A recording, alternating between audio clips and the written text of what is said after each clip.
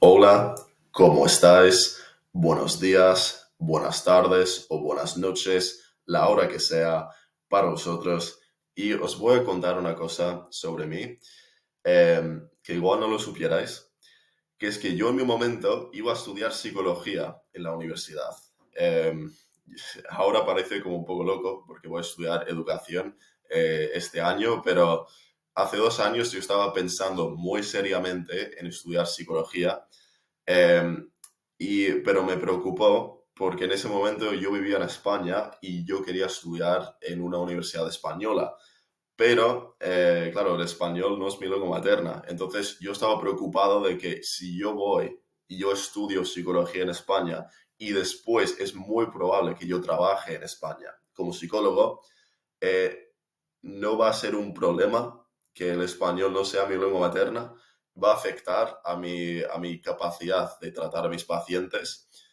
Yo estaba muy preocupado por eso, que igual el hecho de no hablar español y no ser de España me iba a dificultar las relaciones con los pacientes, porque, a ver, yo sí que hablo español, o sea, los puedo entender, pero siempre va a haber ciertas cosas profundas que no voy a poder entender del todo porque son cosas culturales. Y yo, por no ser de España y por tener el español como lengua secundaria, va a ser más difícil que yo entienda esas cosas que un psicólogo que sea hablante nativo de español.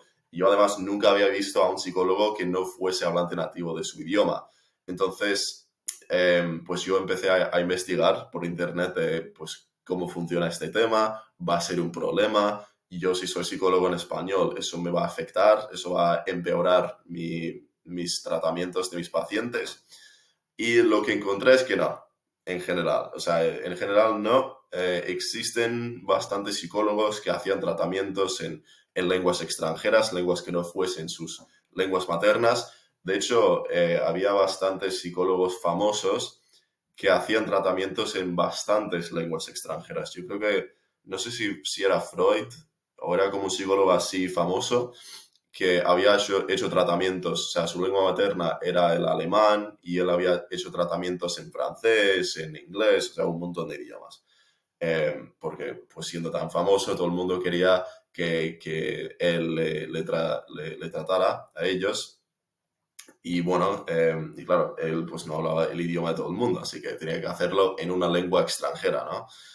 Pero, entonces, lo que yo encontré es que sí, un psicólogo puede tratar a clientes en su segunda lengua y que además eso no afecta mucho a la capacidad del psicólogo de tratar bien a los clientes, de darles un buen tratamiento y de ser efectivo en su trabajo. Pero lo que también encontré en esa búsqueda era un artículo que hablaba más profundamente del impacto de los idiomas en la psicoterapia. Y eso es de lo que quiero hablar hoy, porque leyendo ese artículo, pues mencionó algunos puntos muy interesantes sobre la psicología y los idiomas y cómo conectan los idiomas con nuestra psicología y nuestras memorias. Porque básicamente lo que encontró es que el idioma, si estás haciendo psicoterapia y tienes a un paciente bilingüe, el idioma que escojas para ese tratamiento es muy, muy importante, porque el idioma está muy entrelazado con las memorias que tiene uno. Eh, si quieres hacer terapia y quieres alcanzar ciertos recuerdos, lo mejor es usar el idioma en el que se hicieron esos recuerdos. Porque nosotros pues tenemos esa tendencia de categorizar los recuerdos en función de en qué idioma hemos creado, los hemos creado, perdón. Eh, entonces, por ejemplo, si hablamos inglés y español, vamos a usar ese ejemplo, y en mi caso, mis recuerdos de la infancia son en inglés, porque yo nací en Estados Unidos, mis padres son estadounidenses, hasta los 17 años viví en este país, y entonces si algún psicólogo me quiere hacer un tratamiento basándose en mis traumas de la infancia o las cosas que me pasaron en la infancia, entonces lo mejor es hacerlo en inglés porque la dirección más, perdón, la conexión más directa entre esos recuerdos dentro de mi cerebro está en inglés, porque hice esos recuerdos en inglés. Hay sobre todo hay un vínculo emocional entre esas memorias, esos eventos y el idioma inglés. Eh, y después en español, yo hice varios recuerdos cuando yo estaba en Andorra y cuando yo estaba en España, y esos recuerdos los hice en español. Entonces, si un psicólogo me quisiese tratar sobre esos recuerdos, lo mejor sería hacerlo en español, porque el vínculo, sobre todo las emociones que van asociadas con esos eventos, están guardadas en mi cerebro como una caja en español, ¿no? O sea, como existe la caja del español y la caja del inglés. Y el vínculo entre los recuerdos y su idioma está muy fuerte en los casos cuando yo hice pues el recuerdo en ese idioma, ¿no? Entonces, pues el artículo estaba hablando mucho de eso, de que, o sea, había clientes que venían, empezaban su tratamiento en inglés, pero después cuando ellos escuchaban palabras en español, que era su lengua materna, de repente como les activó una parte del cerebro que hasta ese punto en el tratamiento los psicólogos no habían alcanzado. Eh, Porque, o sea, cada idioma como guarda una parte diferente de cada persona. Eso es algo que creo que pues todos sabemos, o todos los que nos interesamos mucho por los idiomas, sabemos que en cada idioma tienes una personalidad un poco diferente. Eso siempre es el caso. Yo, por mí, intento minimizarlo, porque pues yo creo siempre ser la misma persona, ¿no? Pero sí, hay diferencias entre cada idioma y hay gente que es muy, muy diferente entre idiomas. Lo que yo noto, sobre todo, es que la gente en sus lenguas extranjeras, la gente es más tímida. Eso es mi caso, que yo soy más tímido porque yo quiero que la gente me entienda y yo quiero hablar bien. Entonces yo hablo menos y pienso más en mis palabras que en inglés. Que en inglés pues voy soltando a los cuatro vientos. Entonces, claro, es que depende, pero, o sea, tienes una personalidad diferente y tienes memorias, recuerdos diferentes en cada idioma. Entonces, para el tratamiento psicológico hay que ir al idioma más directo. Pero también han dicho que a veces hay, pues, con un cierto beneficio de no hacer eso. Es decir, si alguien tiene los recuerdos en español de su infancia, de sus traumas infantiles, pero habla inglés, es mejor empezar en inglés. ¿Por qué? Porque hay menos vínculo emocional entre los recuerdos, lo que pasó y el idioma que estás usando. Entonces, y eso es algo que yo he notado, que cuando tú recuerdas algo, un recuerdo que hiciste en un idioma, en otro idioma, el vínculo emocional es menos estrecho, es menos notable. O sea, no sientes las mismas emociones contando algo en español que en inglés.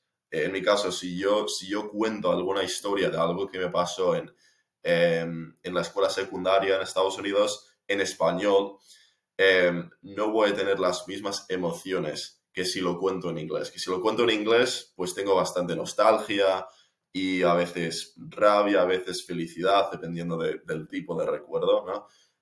Pero si lo cuento en español, lo suelo contar de una forma muy neutra. De en plan, a ver, esto es lo que pasó, tal, tal y esto.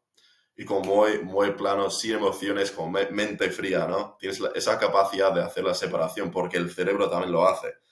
Eh, o sea, el cerebro dice, vale, este apartado aquí es de los recuerdos en inglés. Estamos como sacando esta información y poniéndola en la caja del español brevemente, solamente para contarla y ya está. Pero las emociones las vamos a dejar por aquí. Entonces, es una forma de acceder a esos traumas, porque como sabemos, hablar de los traumas es muy difícil a veces. Y entonces, si un psicólogo está viendo que es muy difícil acceder a las memorias de alguien a través de su lengua materna, entonces igual ir por una segunda lengua es más fácil porque así la persona tendrá menos dificultades para por lo menos empezar a hablar de ello. Ya después, cuando ha empezado, igual puedes cambiar, pero hay formas de hacerlo, básicamente. Y eso es uno de ellos, que la gente es más fría en su segunda lengua que en su lengua materna. Entonces, eso también es una herramienta que puedes usar. Pero, o sea, hablando del tema de las personalidades, también vieron que cambiar de idioma podía tener un efecto bastante significativo en el éxito del tratamiento porque como alguien podría tener una personalidad muy diferente en un idioma que en otro, si empiezas con uno o con otro, puedes pues acceder a una personalidad que habla mucho o una que habla muy poco. Por ejemplo, el caso de una mujer francesa que ella empezó su tratamiento en inglés, que era su segunda lengua, ¿no? Entonces, ella en inglés era muy como tímida, como reservada, un poco fría, no hablaba mucho.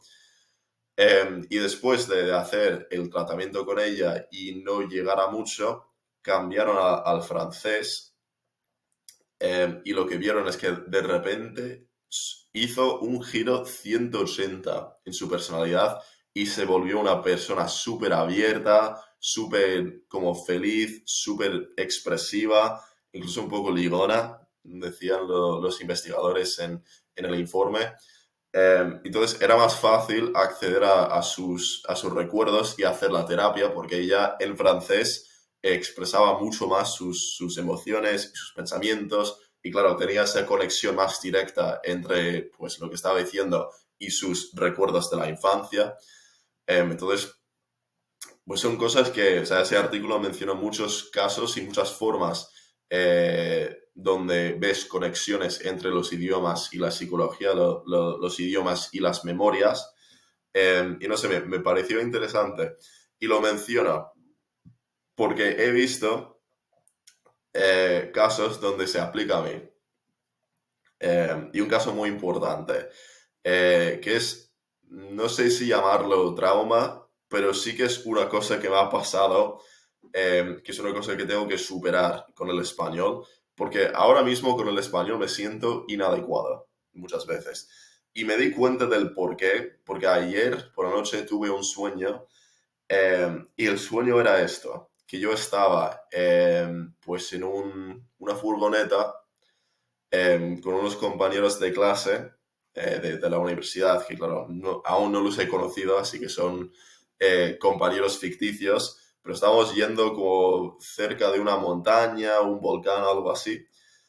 Y, no, era como, sí que estábamos yendo hacia una montaña y alrededor había como un campo de cultivo, ¿no? De diferentes plantas, pero en ese campo había suelo poco fértil. Entonces estamos comiendo como unas frutas, pero que eran malas porque habían venido de ese suelo que no era fértil. Entonces producía fruta rara.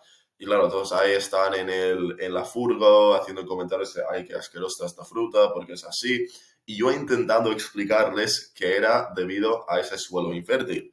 Pero ¿qué pasa? Que todos me ignoraban o me trataban con desprecio. O sea, yo intenté decirles, oye, esto, y había como un chico francés al lado mío que decía, ay, que no nos importa, tal, no sé cuántos. Y yo me acuerdo, o sea, yo estaba pasándolo mal, yo me desperté de ese sueño y me di cuenta de que, ostras, esto es exactamente lo que me pasó cuando yo estaba en Andorra. Y yo sigo llevando ese trauma en mi cabeza, porque yo cuando yo estaba ahí nunca me llevé bien con la gente. Siempre me era difícil conectarme con los de, de mi clase y de mi entorno en general. O sea, yo siempre he tenido problemas para socializar con la gente de mi edad, porque no sé, o sea, pues yo soy un alma un poco más vieja, ¿cómo se dice? No sé cómo... A ver, esa es una expresión inglesa, no sé si se dice así en español, pero, o sea, yo soy una persona mayor de corazón, sí me entendéis. O sea, yo cuando hablo con la gente muy mayor, o sea, los amigos de mi abuela, me lo paso súper bien. O sea, nos reímos de todo, hablamos de todo. Si hablo con los amigos de mis padres, igual, o sea, lo pasamos súper bien. Y incluso con gente de 30 años, de 25 años, súper bien. Pero si es con gente de mi edad, es que, no sé, como no conectamos al mismo nivel, porque tenemos intereses, estamos en puntos diferentes de nuestro desarrollo, de nuestras vidas, estamos pensando en otras cosas. Eh, a ver, yo diría que es falta de madurez por parte de ellos ellos probablemente dirían que por mi parte es que yo soy un soso, un seco, un no sé cuántos, bueno, me da igual. Pero básicamente siempre me ha costado relacionarme con la gente de mi edad. eh, y cuando yo estaba en Andorra, además yo estaba en una residencia bastante pequeña de unos 15 alumnos y pues todos tenían pues unos 14, 15, 16, 17 años. Y claro, era un sitio pequeño y eso significaba que tenías pocas opciones para hacer amigos. También, claro, teníamos clase con más gente, pero mi clase entera era de 20 personas. Entonces, como las opciones que yo tenía de amigos eran mi clase de 20 y la residencia de 15. Y yo, claro, en la residencia me pasé cada momento despierto que no estaba en clase. O sea, si yo no estaba en clase, estaba en la residencia. Y si no estaba en la residencia, estaba en clase. Entonces, claro, todo el mundo quiere tener amigos. ¿Y cómo lo haces? Pues tienes que relacionarte con la gente en estos dos grupos. Y también hay que mencionar que había pues un poco no sé cómo decirlo. Como había gente en ambos grupos. O sea, había gente en la residencia que también estaba en mi clase. Entonces, o sea, yo no tenía ni a 35 personas para elegir para hacer amigos. O sea, tenía menos. Yo creo que unas 30, ¿vale? Entonces, dentro de ese grupo pequeño, claro, además hay que mencionar las diferencias culturales, que esta gente, pues casi todo el mundo es de España y los que no son de España llevan muchísimo tiempo en España, así que son prácticamente españoles. Yo soy el único ahí que el español se me hace muy incómodo hablar, al principio se me hizo muy incómodo, y también yo soy el único que es realmente de otro país, o sea, que recién ha llegado a Andorra. Entonces, lo que me pasó es que, claro, me costó mucho hablar con la gente. Yo era muy, muy tímido al principio, después me fui soltando, pero me costó. Y claro, la gente hace una primera impresión de ti y es muy difícil romperla. Y esa impresión es, bueno, este tío no habla y cuando dice cosas casi no tienen sentido, porque pues yo cuando yo hablaba casi no tenía sentido lo que yo decía porque pues no sabía cómo armar frases aún. O sea, yo había llegado tenía el conocimiento aquí, pero hablar en español me costó mucho. Entonces, como la gente hizo esa impresión de mí y durante todos los 2 años que yo estaba en Andorra, cuando yo hablaba, me costó mucho hacer que la gente me hiciera caso. Eh, Muchas veces yo hablaba y la gente estaba en sus propias conversaciones y ni me escuchaban. O si yo decía algo, me escuchaban, pero era como, bueno. O sea, había muy pocas veces cuando yo sentí escuchado por los demás. Eh, y claro, yo he aprendido, por una parte, no darle demasiada importancia, pero es difícil no hacerlo cuando durante 2 años enteros nadie te escuchaba nunca. Y además era un idioma extranjero que me costó aún más hablar. Entonces poner todo este esfuerzo en formar una frase y después que la gente le dé completamente igual, pues, a ver, duele un poco, hay que admitirlo. Entonces, no sé, eso me he dado cuenta que sí que creó un cierto trauma, porque yo en España nunca tuve una amistad real. O sea, yo tuve algunas amistades pero por diferentes razones se han acabado o de momento no hablo con esa gente porque estamos en diferentes zonas, en diferentes puntos de nuestras vidas. Eh, y bueno, o sea, yo nunca tuve a nadie que me escuchara realmente. Entonces, en español, las únicas experiencias que yo he tenido han sido experiencias de ser ignorado, ser dejado de lado y generalmente que me trataran mal.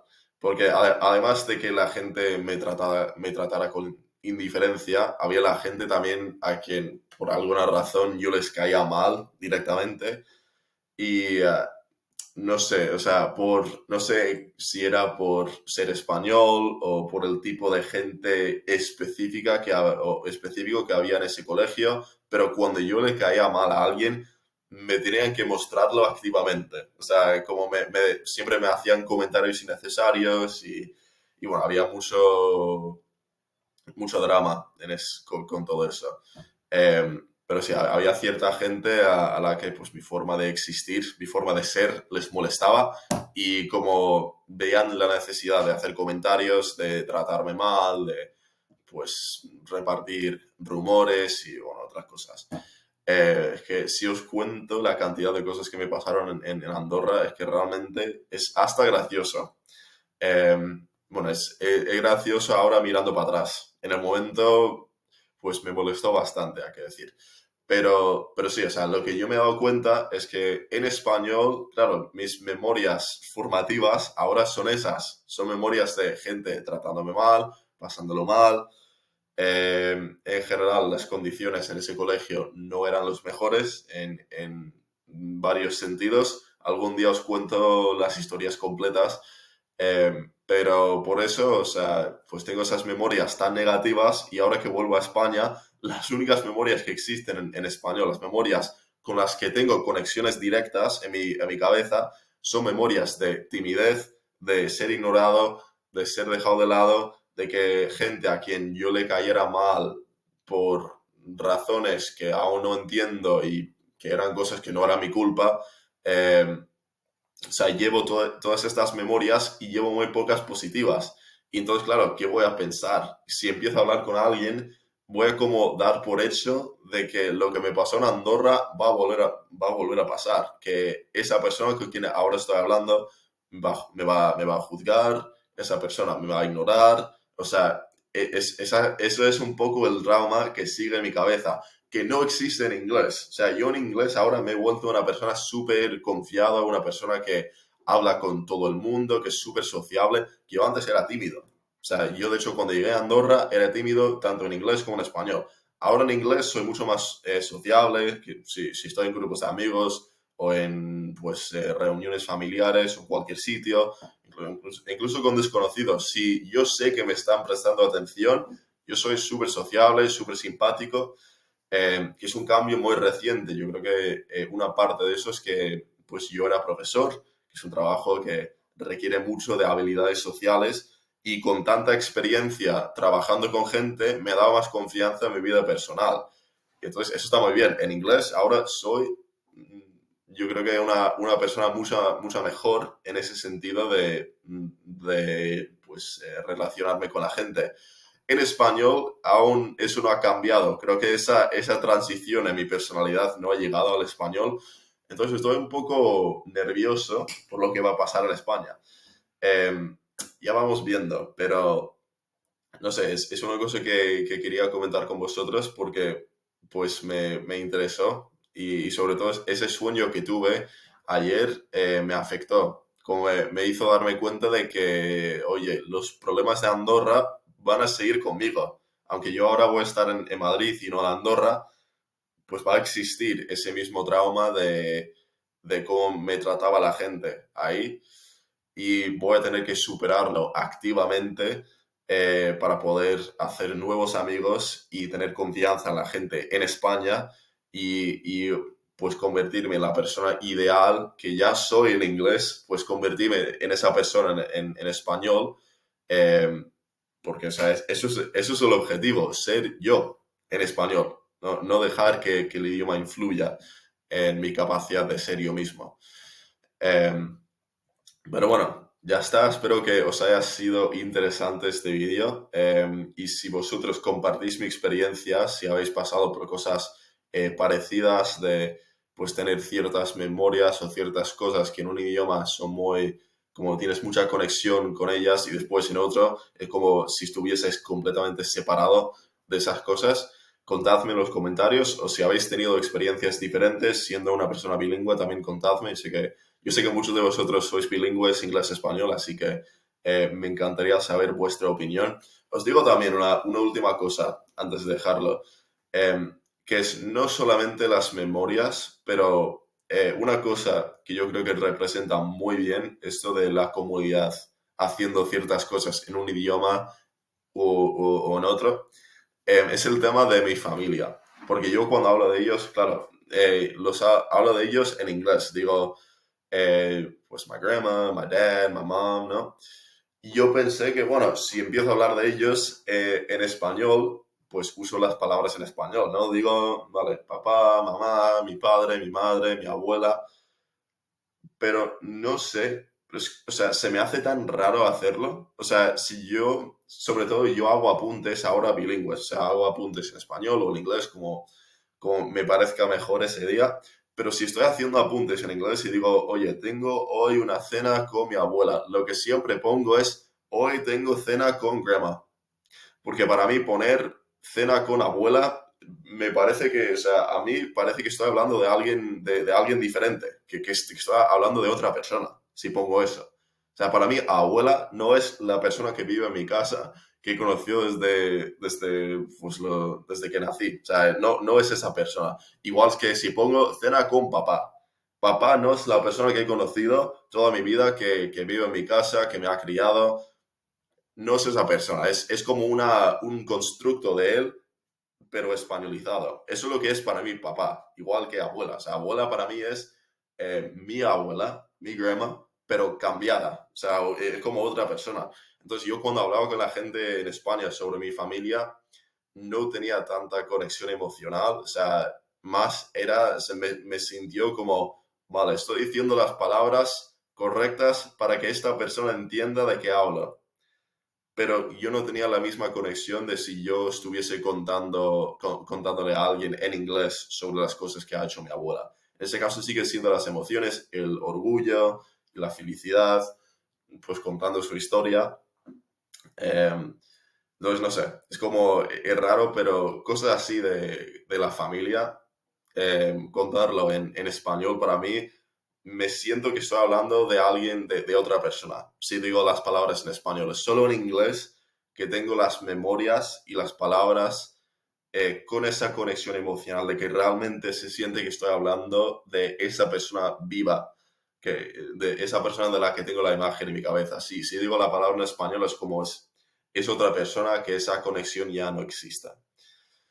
Entonces nada, pero sí, espero que os haya parecido interesante este vídeo. Si eso ha sido el caso, no puedo hablar. Si eso ha sido el caso, por favor, dejad un buen like, suscribíos, dejad un comentario con lo que habéis pensado. Y nada, nos vemos muy pronto en otro vídeo en el canal. Chao.